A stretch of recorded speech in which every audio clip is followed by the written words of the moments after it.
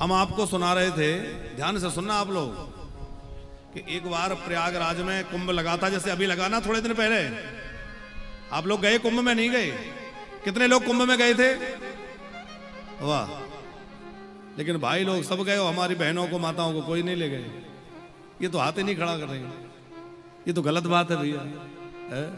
तीर्थ जाओ। अच्छा, शादी के 7-5 वचन याद है कि नहीं आपको? 7-5 वचनों में अब सुनता कौन है? एक वचन ये भी रहता है कि कोई धार्मिक कार्य करेंगे, कोई धर्मानुष्ठान करेंगे, धार्मिक यात्रा करेंगे, तो उसमें अर्धांगिनी को साथ ले जाएंगे। तो ध्यान रखा करो, कभी कथा में जाओ, मंदिर जाओ, तीर्थ में जाओ, तो प्रायः प्रयास करिए कि अपनी अर्धांगिनी को साथ लेके जाएं। हाँ, भोले बाबा कथा सुनने जाते तो अकेले नहीं जाते, साथ में संग सती जग जननी भवानी। तो हम आपसे सुना रहे थे कि एक बार कुंभ लगा था, जैसे अभी लगा था, इसी तरह कभी लगा होगा। तो माता पार्वती भगवान शंकर से बोली कि हे विश्वनाथ, ये लाखों लाख लोग डुबकी लगा रहे हैं, अब तो सबका कल्याण हो जाएगा, ये सब मुक्त हो जाएंगे। भोले बाबा बोले नहीं देवी, इनमें से सब मुक्त नहीं होंगे, कुछ लोग मुक्त हो जाएंगे। पार्वती जी ने कहा ऐसा क्यों? अरे सब एक साथ डुबकी लगा रहे तो सबका कल्याण होगा, एक का क्यों, कुछ लोगों का क्यों होगा? भोले बाबा बोले देवी बात ऐसी है कि जिसकी श्रद्धा होगी, जिसको पक्का भरोसा होगा, उसी को लाभ मिलेगा, सबको एक जैसा लाभ नहीं मिलेगा।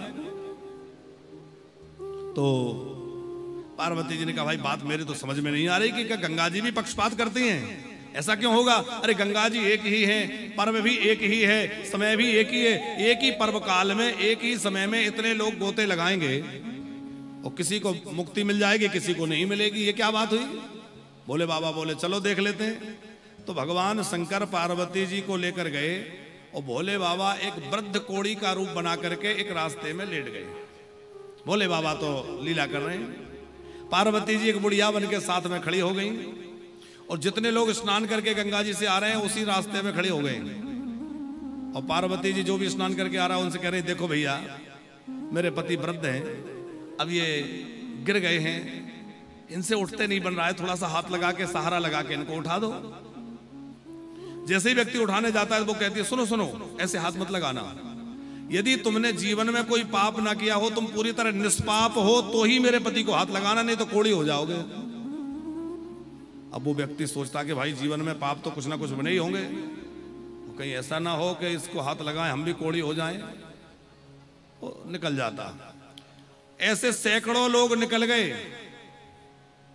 हर व्यक्ति से पार्वती जी यही कहती कि यदि तुम्हारे पास कोई पाप तुमने ना किया हो, तुम्हारे जीवन में कोई पाप ना हो, तो तुम्हें गोता लगा के आ रहा हूं। उसने हाथ पकड़ के उनको उठाना चाहा, भगवान शंकर तो शंकर थे, उठ के खड़े हो गए। शिव जी ने दर्शन दिया, उसको निहाल किया और पार्वती जी से कहा देखा तुमने, इतने लोगों ने स्नान किया पर किसी को ऐसा भरोसा नहीं है कि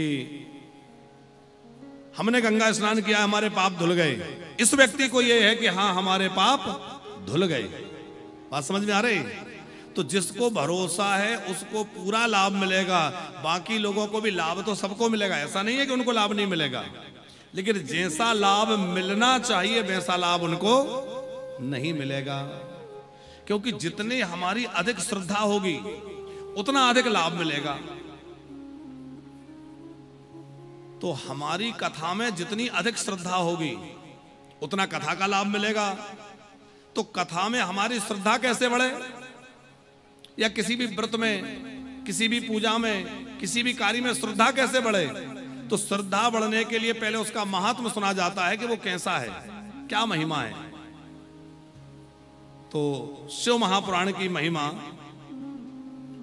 स्कंद पुराण आदि में वर्णित है कि किस प्रकार शिव महापुराण पापियों को पाप से उबार देते हैं और किस प्रकार शिव पुराण के सुनने से जीवन में भक्ति, मुक्ति और विवेक की उत्पत्ति होती है।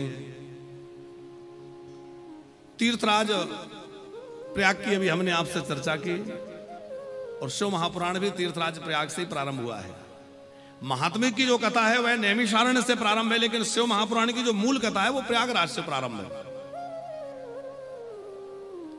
नैमिषारण्य में 88,000 महात्मा सब बैठे थे, ऋषि बैठे थे, और 88,000 ऋषियों के मुनि मंडली के बीच में श्री सूत जी महाराज विराजमान है। सूत जी बड़े ज्ञानी हैं, पुराण वेदता हैं, व्यास जी के शिष्य हैं। सब ऋषियों की ओर से शौनक जी ने उनसे प्रश्न किया, हे सूत महाप्राज्ञ सर्वसिद्धांत प्रभो आख्याहि मे कथा सारम पुराणानां विशेषता।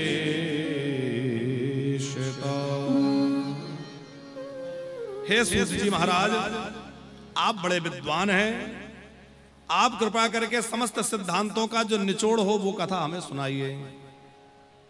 आपने हमें अनेक कथाएं सुनाई हैं, बहुत ध्यान से सुनना।